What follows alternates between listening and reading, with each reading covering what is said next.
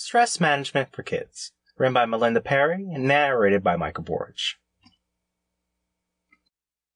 Introduction. This book will work you through steps to follow to effectively manage your stress and also the stress in your children the natural way. People figure out how to deal with stress in business, live a happier, healthier life, because a sound body is a formidable tool to fight stress. This book also gives information about how to realize tension in kids, the symptoms, stress reliever games that would help both kids and adults, stress relieving exercises, what makes children anxious, and what parents are expected to do, and how positive thinking can assist you in healing and ultimately move forward in your life. You would find several ways to manage stress, such as controlling your thoughts, managing your emotions, eating healthy, exercise as a routine, and more.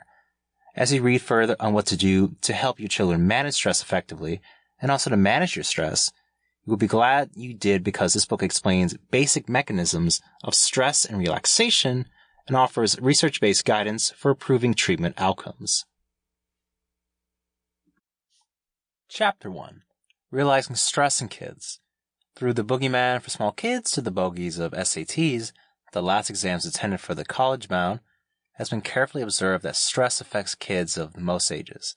The very first thing a mother or father can do to help the youngster manage tension and anxiety is to create a substantial family device, which includes the constant conversation with the kids so as to get acquainted with their psychological state of being tense. Kids, especially with underdeveloped communications abilities, may extremely screen anxiety in a different way than a grown-up will.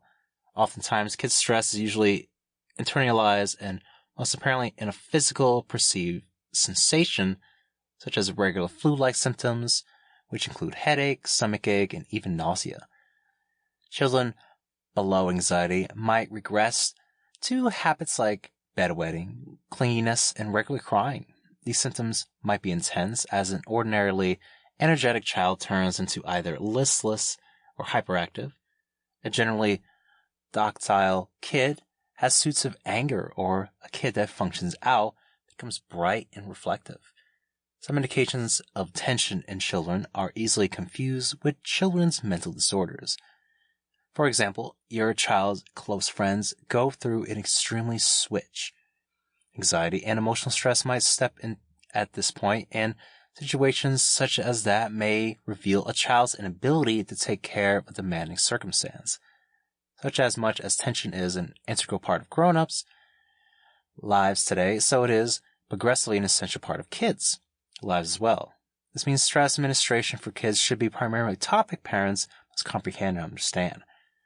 Child tension and mature stress often come up due to lots of factors that may be entirely resolved by merely studying the actual problem, which may be leading to child tension, after which taking procedure for helping a kid feel better and calmer.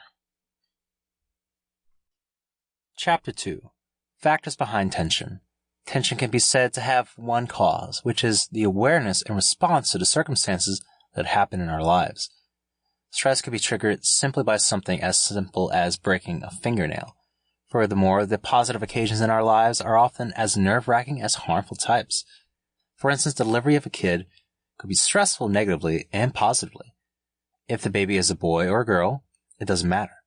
However, it is beautiful, and at that point, our adrenaline moves and beams with satisfaction, since our mind fills up with jubilation and overwhelming feelings. Frequent stress comes after.